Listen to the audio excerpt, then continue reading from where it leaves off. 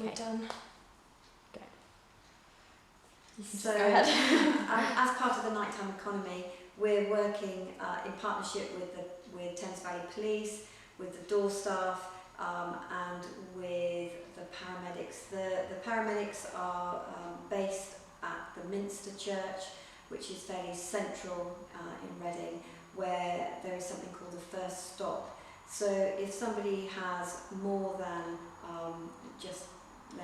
just drunk, they might have hurt themselves, fallen over or whatever, we can take them to the church where the paramedics are, and they can be looked after. And the whole reason for that is to try and alleviate A&E, because often what happens is people get drunk and they fall over, then they go to A&E, and they go with their friends, and it all becomes slightly chaotic. And what we're trying to do is to lessen the impact on A&E.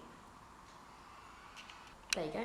So to be a street pastor, you need to be a Christian, and then you need to do the training, which involves substance misuse training, listening skills, mental health training, some training with the police, and just the roles and responsibilities of what it takes to be a street pastor. So it's really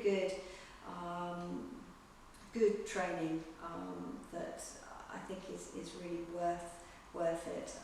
You would go out and observe before you started the training, just to make sure that it's right for you. Yeah. Okay, fine. So yeah, you just say what you do, when, and like when it's busiest, and maybe you can mention like Reading Festival and that kind of thing. So Reading Street Pastors was set up in 2009, and we come under the umbrella of Reading Christian Network.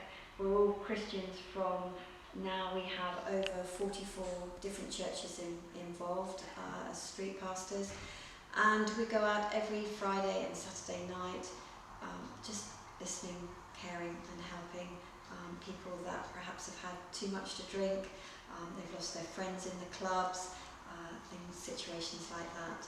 We also part of Reading Festival, and also we go out on extra nights for Freshers Week. We have over 70 odd volunteers, street pastors, and we have prayer pastors as well. And the prayer pastors stay at our base and pray for Reading and any situations that we need some prayer about.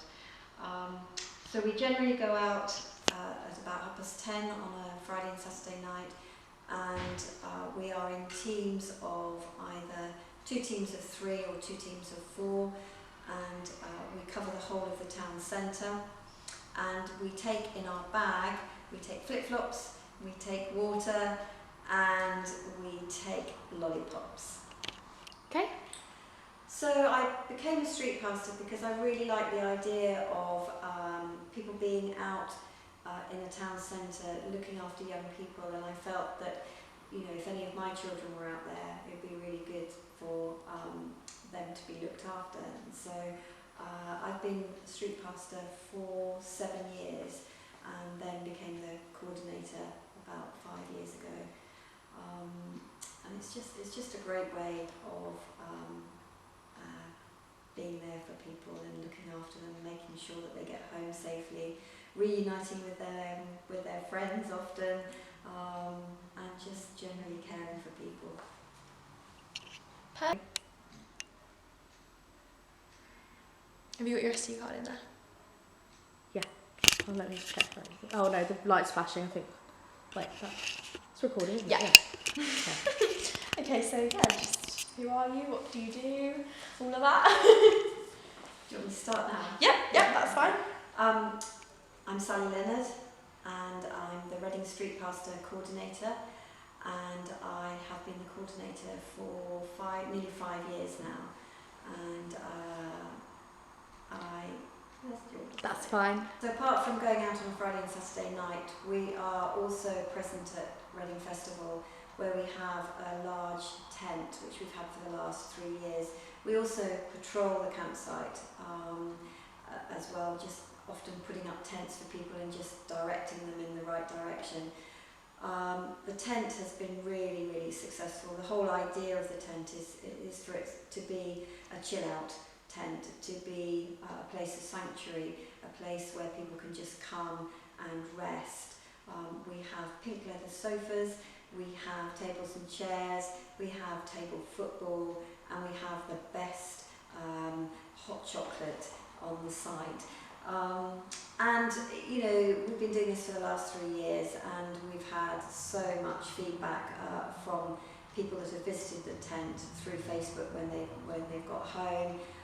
You know, people talk about young people, you know, not communicating well. Actually, you know, all these young people have communicated really well. They are so grateful for what we can do for them.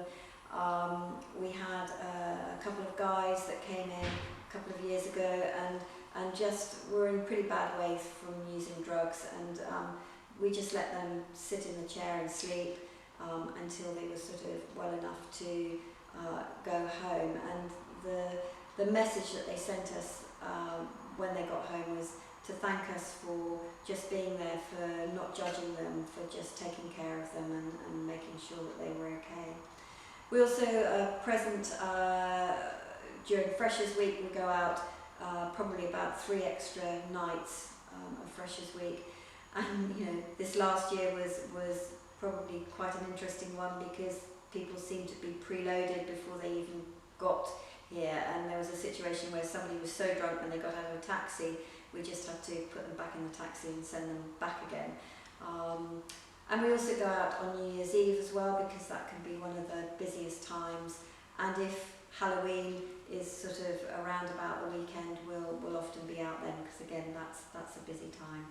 So it's grown, street parcels have grown. We now are also at Henley Regatta from the Wednesday to the Saturday night, looking after people that have been rowing and probably for the last 6 months have not been drinking at all, and then they don't win their race and then they can start drinking. So we look after them as well. And we've also set up rail pastors, so that's something fairly new in the last year, where we go to the stations in this area, just looking out for vulnerable people.